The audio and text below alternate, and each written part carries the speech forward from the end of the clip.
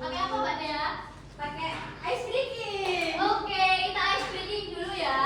Ice breakingnya sikut, sikat. Oh kebalik ya. Jadi sakit, sikut dan sikat. Tahu? Tahu. Jadi ketika ibu bilang sikut, kalian begini. Ketika ibu bilang sakit, pegang perut. Terus nanti kalau sikat, ambil salah satu barang. Jadi kita berpasangan dua-dua, oke? Sama sebelahnya. Sudah punya pasangan semuanya? Sudah. Pasangan bakti ya, bukan pasangan. Jadi nanti siapkan satu pulpen atau pensil terserah. Diletakkan di tengah-tengah. Sudah? Jadi ketika sikut, gimana gerakannya? Kalau sakit, kalau sikat, oke, jadi rebutan ya. Kita cek fokusnya. Oke, kita mulai. Sikut, sikut, sakit, sikut, sakit, sakit, sikut, sikat. Siapa yang datang? Sudah? Oh lagi, oke, letakkan dulu pensil ya. Oke, kita coba lagi ya. Sakit, sikut, sikut, sikut, sakit, sikut, sakit, sakit, sikut, sikat. Sudah, siapa gak dapet? Siapa yang gak dapet? Oke, berarti kurang cepat responnya. Oke, silakan duduk kembali. Oke, anak-anak sekarang sudah semangat ya untuk belajar IPS? Sudah. Oke, sebelum kita memasuki pembelajaran, Ibu ingin mengulas kembali materi yang sudah kita bahas di pertemuan sebelumnya. Kita belajar apa di pertemuan sebelumnya? Konsep dasar ilmu sejarah. Ada apa saja di dalamnya?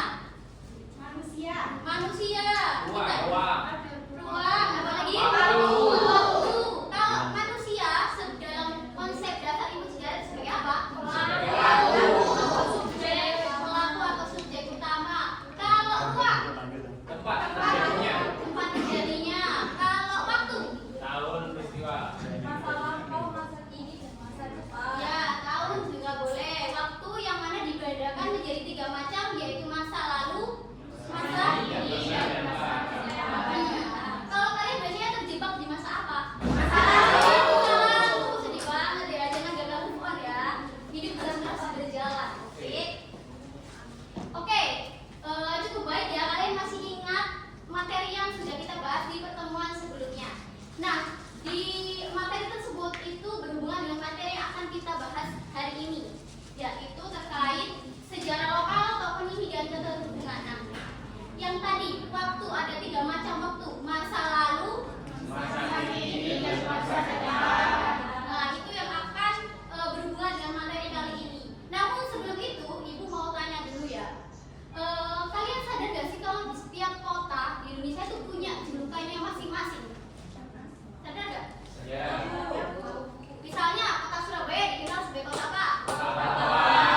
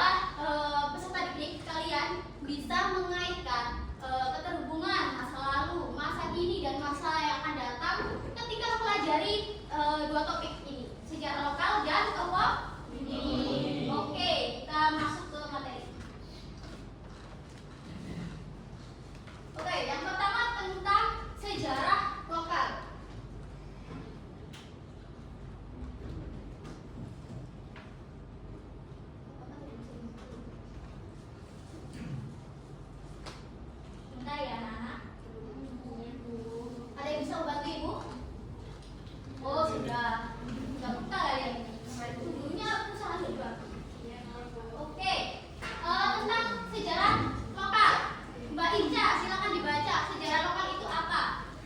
Sejarah lokal merupakan kajian sejarah yang berfokus pada peristiwa, tokoh atau perkembangan di wilayah tertentu. Fungsi sejarah lokal yang A memperkuat identitas lokal, B pendidikan, C pelestarian budaya, dan yang D inspirasi pembangunan. Oke, jadi sejarah lokal itu adalah suatu studi atau kajian sejarah yang berfokus pada peristiwa, tokoh ataupun perkembangan wilayah tertentu. Supaya kalian lebih mudah memahami sejarah lokal, itu adalah terletak pada ruang lingkupnya.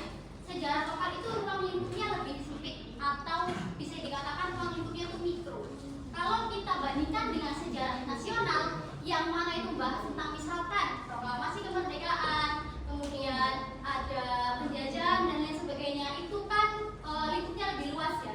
Tetapi apabila sejarah lokal ini lingkupnya lebih sempit, jadi bisa dipersingkat di peristiwa, tokoh ataupun wilayahnya yang dibahas seperti itu.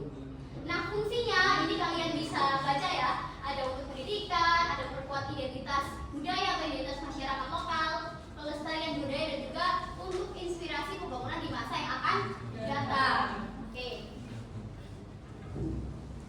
Nah, kemudian di sini ada tujuan dan ciri-ciri sejarah lokal. Ini kalian bisa eksplorasi mandiri ya untuk tujuan dan ciri-ciri sejarah lokal. Namun di sini akan Ibu tekankan bagaimana bisa sejarah atau studi sejarah itu dikatakan sebagai sejarah lokal adalah di poin terakhir, berbasis pada ruang lingkup tertentu, mengangkat budaya, tokoh, dan peristiwa lokal. Jadi ada lokal, ada tertentu. Jadi sejarah yang tidak bersikap atau tidak bersifat menyeluruh. Seperti tadi, jika kita bandingkan sejarah lokal dengan sejarah nasional, lingkupnya akan berbeda. Sejarah nasional itu semua orang Indonesia, Nusantara, dan Sabang sampai Merauke tahu ya. Tapi kalau sejarah lokal itu tidak dipastikan kalau semuanya tahu. Misalkan kota Jombang kenapa disebutkan sebagai kota santri, atau kota Bogor kenapa disebut sebagai kota hujan. Tidak semua orang itu pasti akan tahu sebabnya. Seperti itu. Kemudian di sini ada dampak dan faktor sejarah lokal. Mas Agin silakan dibaca dampaknya apa? Dampak dan faktor sejarah lokal. Untuk yang pertama, dampak positif. Kesadaran sejarah meningkat, mendukung pelestarian sejarah. Untuk yang dampak negatifnya, sentimen kedaerahan. Dan juga untuk faktornya ada 4. Yang pertama geografis, sosial budaya, ekonomi, dan politik. Oke, terima kasih. Jadi dampak dari sejarah lokal kalau dilihat dari segi yang positif adalah itu bisa meningkatkan kesadaran sejarah. Yang ini penting untuk kita sebagai warga Indonesia yang kita tahu ya budayanya banyak sekali, begitu beraneka ragam. Sehingga dengan kita tahu sejarah lokal yang mana itu setiap daerah berbeda, itu akan memperkuat kesadaran multikultur kita, kesadaran sejarah pula, dan juga dapat mendukung kelestarian sejarah. Kalau kita tahu, kita pasti ingin melestarikan ya. Oke. Kemudian, tapi di sini ada dampak negatifnya, ada sentimen kedaerahan. Mengapa? Ada yang tahu? Oh, tidak tahu. Oke, saya kasih tahu ya. Jadi, kenapa ada sentimen kedaerahan? Karena seperti yang Ibu jelaskan, sejarah lokal itu kan wilayah tertentu, masyarakat tertentu, peristiwa tertentu.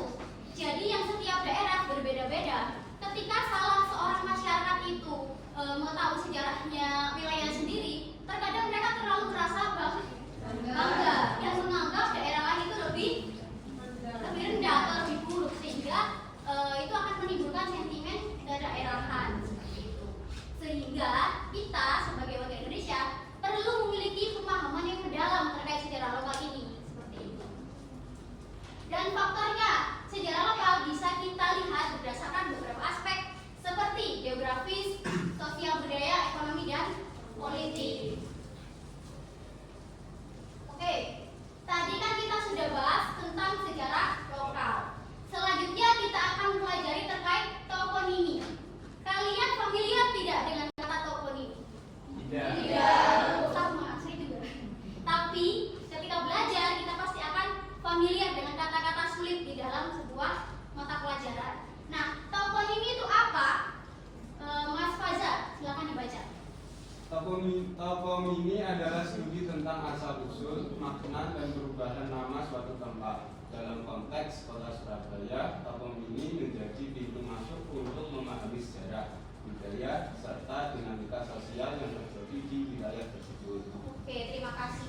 Jadi singkatnya toponimi itu berhubungan dengan asal usul, makna dan juga perubahan nama suatu tempat. Highlightnya adalah nama tempat. Jadi nama tempat itu akan memiliki latar belakang masing-masing, asal usul dan juga maknanya seperti itu. Kemudian di sini ada ciri-ciri toponimi. Mbak Dea, apa saja ciri-ciri toponimi itu? Ciri-ciri toponimi yang pertama itu berkaitan dengan lokasi geografis, lalu mengandung makna historis, berkembang seiring waktu dan bersifat deskriptif atau simbolik. Betul, oke. Jadi suatu daerah itu namanya bisa dipengaruhi oleh kondisi geografisnya dia, seperti itu. Kemudian juga mengandung makna historis, pasti ada filosofi di balik penamaan tersebut. Kemudian berkembang seiring dengan waktu. Jadi nama tempat itu enggak statis. Nama tempat itu bisa saja berubah, seperti itu, mengikuti perkembangan waktunya. Kemudian bersifat deskriptif atau simbolik, jadi pasti memiliki keunikan masing-masing sebagai simbol daerah tersebut. Kemudian di sini juga ada tujuan toponimi yang bisa kalian lihat ya. Ada beberapa tujuan dari toponimi ini.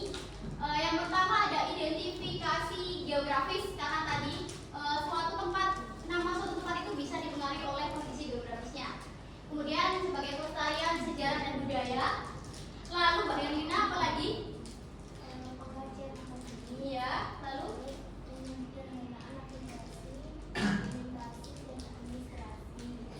jadi penyederhanaan navigasi. Jadi kalau di peta itu kan pasti ada nama tempatnya ya. Nah itulah yang menjadi tujuan dari toponimi, seperti itu, biar di peta ada yang menunjukkan wilayah atau daerah tersebut. Kemudian sebagai dokumentasi dan administrasi, jadi ya kayak di kantor desa atau kecamatan, wilayah administratif seperti itu pasti ada nama daerahnya.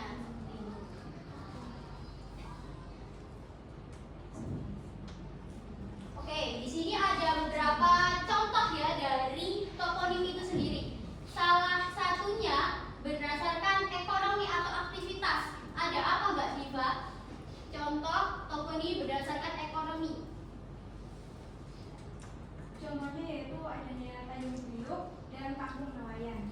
Jadi kenapa Tanjung Priok? Karena di sana itu tempatnya apa guys? Pelabuhan. Pelabuhan. Dan Kampung Nelayan karena di sana banyak Nelayan. mata pencahariannya adalah nelayan, seperti itu. Terus kalau misalnya di sini Ibu kasih satu contoh yang mungkin kalian lebih mudah memahaminya, berdasarkan etnis. Tahu Kampung Arab? Tahu. Kenapa dinamakan sebagai Kampung Arab?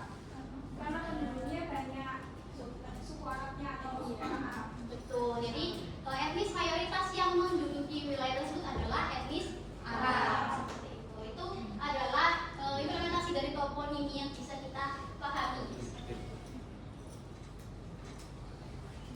Nah, contoh studi kampus yang paling mudah kita pahami adalah kawasan wilayah Sunan Ampel. Mohon maaf ya, ini gambarnya nggak ada ya.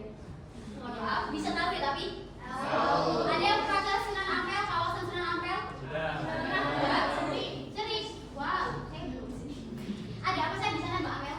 Di sana ada makam yang Ampel, terus di sana juga banyak makanan-makanan khas dari Surabaya juga. Makanan khas dari Surabaya itu seperti apa Mbak? Ada rujak timur, terus di sana itu sih yang saya makan namanya buntut. Oh iya. Ada yang mau menambahi di kawasan Sunan Ampel tuh ada apa saja? Ada juga kayak penjual-penjual baju gitu. Jadi di sana itu banyak baju yang kayak dijelaskan oleh itu tadi, kebanyakan itu stylenya kayak orang-orang Arab. Jadi gak ada tuh ya rok mini. Nggak ada. Adanya kayak gamis-gamis gitu ya, yang spek jali-jali gitu ya. Nah itu jadi kalau misalkan kita lihat dari sejarah lokalnya, kenapa seperti itu? Karena kawasan tersebut menjadi salah satu wilayah penyebaran Islam di Pulau Jawa. Siapa yang menyebarkan? Sunan Ampel. Sunan Ampel itu kalau kita tarik sejarahnya, beliau ini diutus oleh kerajaan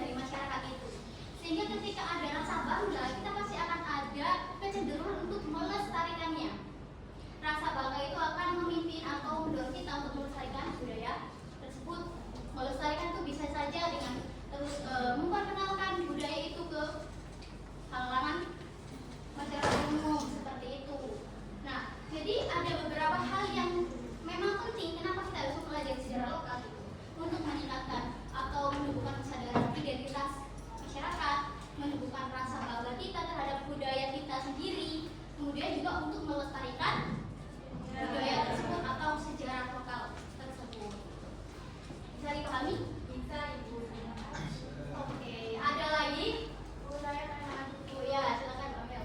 Bagaimana toponomi wilayah dapat mencerminkan budaya dan sejarah masyarakat dulu? Oke, bagaimana toponimi itu mencerminkan budaya dan sejarah masyarakat. Jadi tadi kan sudah Ibu katakan, toponimi itu adalah asal usul. Nah, asal usul itu bisa saja dikaitkan dengan budaya yang ada di situ, dengan karakteristik masyarakat yang ada di situ. Sehingga nama wilayah pasti akan mencerminkan bagaimana masyarakat itu berbudaya. Oke? Tahu semuanya? Oke. Nah, setelah ini kalian kan sudah mempunyai pemahaman konsep ya terkait sejarah lokal dan toponimi wilayah, dan sudah terpatri ya di sini ya. Oke. Nah, setelah ini kan dari tadi saya bekerja ya. Saya yang banyak berbicara di sini ya. Nah, setelah ini nanti anak-anak mulai bekerja ya. Bekerja ngapain? Kerjain tugas. Ya, oke.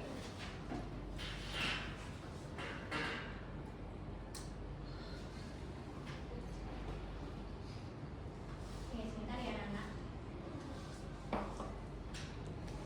Nah, ini. Jadi silahkan. Oh iya, Ibu lupa ya. Ini duduknya sudah sesuai kelompok. Sudah. Oke, gak ada yang mau tukar? Oke, tidak boleh mentang-mentang. Harus bekerja dengan tim yang baik. Nah, di sini nanti Ibu berikan kalian LKPD. Di sini bisa di-scan menggunakan handphone kalian yang dari tadi sudah nganggur itu ya, HP yang dari tadi yang peringatan dunia. Jadi silakan di-scan dulu. Dibuka LKPD-nya. Coba kelihatan nanti.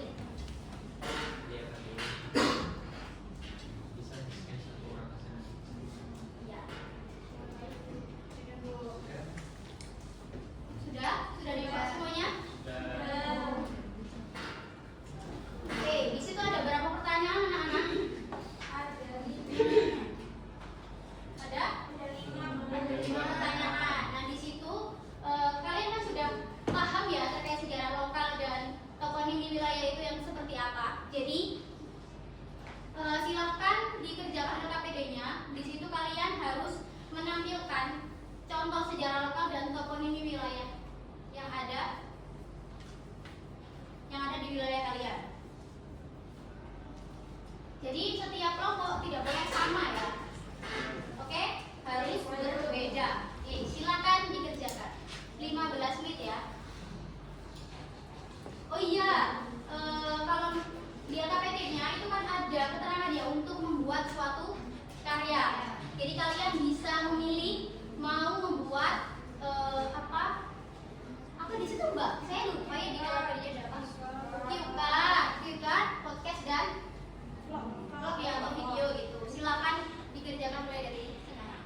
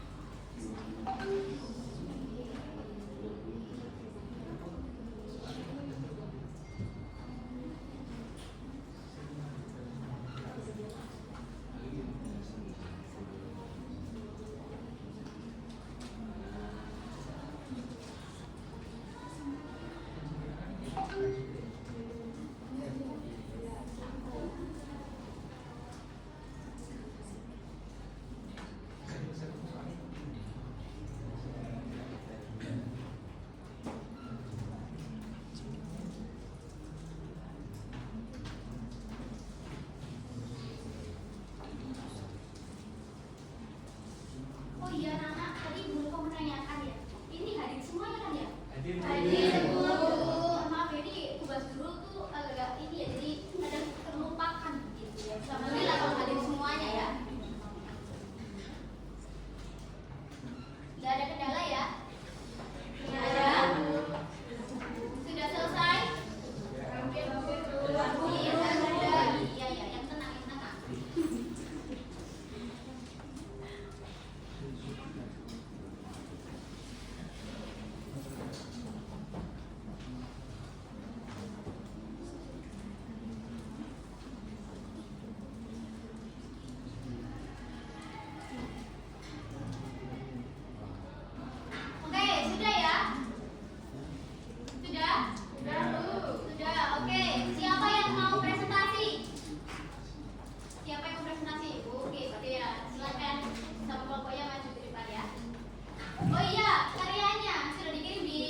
Sudah Bu. Oke, saya lihat ya. Saya screen.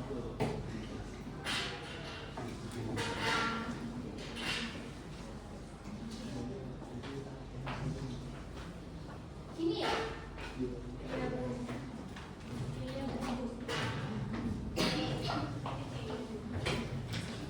Silakan.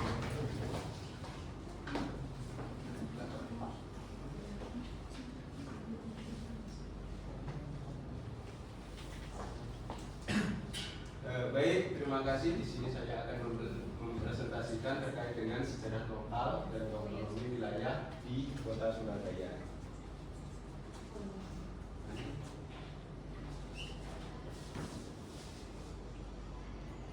Ya, itu sejarah lokal Kota Surabaya. Kota Surabaya dikenal dengan julukan Kota Pahlawan karena adanya peristiwa pertempuran 10 November pada tahun 1945. Nah, sejarah peristiwa 10 November ini merupakan sejarah perjuangan arek-arek Surabaya untuk mempertahankan kemerdekaan Indonesia.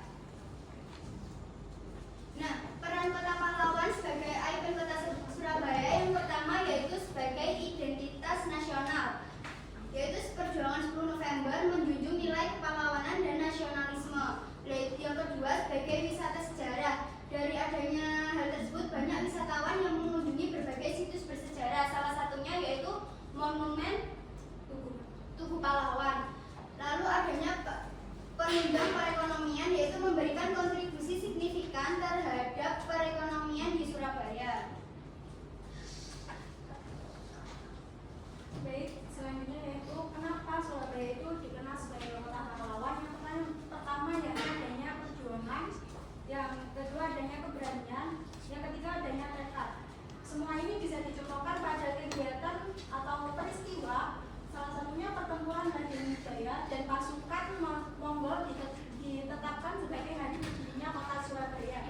Yang kedua yakni peristiwa pertempuran arek-arek Surabaya berhasil memukul mundur pasukan sekutu, yakni saat itu bisa disebut pasukan Nica, Inggris dan Belanda pada waktu itu, yakni yang disebut sebagai peristiwa 10 November 1945. Yang ketiga yakni peristiwa ini memberikan predikat sebagai kota pahlawan.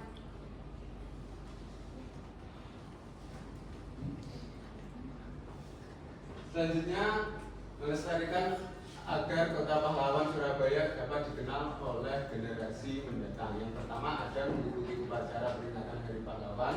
Yang kedua, mengintegrasikan sejarah Surabaya ke dalam kurikulum sekolah. Yang ketiga, ajak masyarakat dalam melestarikan warisan budaya. Yang keempat, menyelenggarakan kegiatan promosi dan edukasi warisan budaya Surabaya. Selanjutnya, yang terakhir itu keterhubungan budaya masa kini dan masa depan. Yang pertama ada masa lampau. Sebagai identitas kota, peristiwa dari masa lalu menjadikan ikon perjuangan kemerdekaan Indonesia. Kan pasti kan dulu itu banyak banget peristiwa-peristiwa bersejarah di Surabaya ya. Contohnya kayak yang 10 November 1945 itu yang perjuangannya area Surabaya. Nah itu kan ada tugu yang buat apa? Mengingat itu kayak Tugu Pahlawan atau misalnya kayak Jembatan Merah. Nah itu kita sebagai warga Surabaya atau pemerintah Surabaya itu berusaha untuk mengembalikannya. Terus yang kedua itu ada masa kini, di tengah modernisasi berusaha melestarikan warisan sejarahnya dengan dinamis dan kaya keberagaman. Dan yang ketiga yaitu masa yang akan datang. Jadi karena Surabaya kan berkembang ya, kayak sekarang itu udah banyak gedung bercakar langit, terus habis itu banyak modernisasi yang ada di Surabaya. Nah itu Surabaya itu berusaha untuk lebih berkembang seperti menjadi kayak smart city kayak gitu. Perkembangannya teknologi yang semakin pesat mendorong Surabaya berupaya memperkuat pusat ekonomi dan menjadi kota yang keberlanjutan.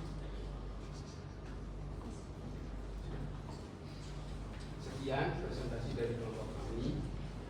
Mungkin ada yang ingin ditanyakan? Saya langsung.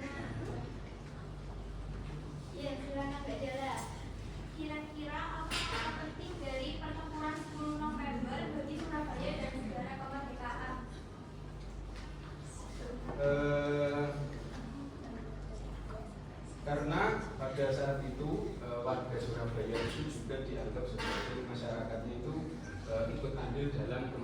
kemerdekaan dan perjuangan Indonesia.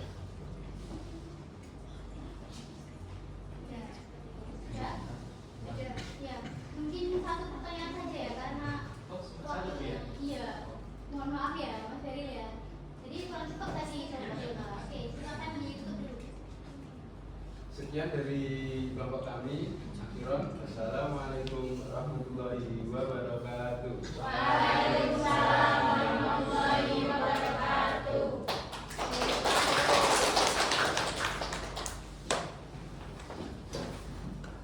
Oke, terima kasih atas presentasinya kelompoknya Mbak Dea. Saya berikan tanggapan dulu ya. Presentasi dan kiprahnya sangat baik ya, dan juga sudah baik karena bisa menjawab seluruh pertanyaan yang ada di LKPD-nya. Jadi di sana di Kiukat ini di kelompoknya Mbak Dea itu sudah dijelaskan secara lokal apa contohnya di Surabaya dan ininya seperti apa, dan juga yang paling kita bisa highlight di sini itu adalah ada keterhubungan budaya masa kini dan masa depannya. Jadi kelompoknya Mbak Dea ini bisa mengaitkan hubungan dari masa kini dan masa depan dalam mengkaji kota Surabaya seperti itu. Nah, jadi kita itu harus bisa mengaitkan masa lampau. Jadi kalau misalkan tadi contoh yang Ibu berikan adalah kawasan Sunan Ampel. Nah, di masa lalu kawasan Sunan Ampel itu kan sebagai tempat apa? Penyebaran agama Islam seperti itu.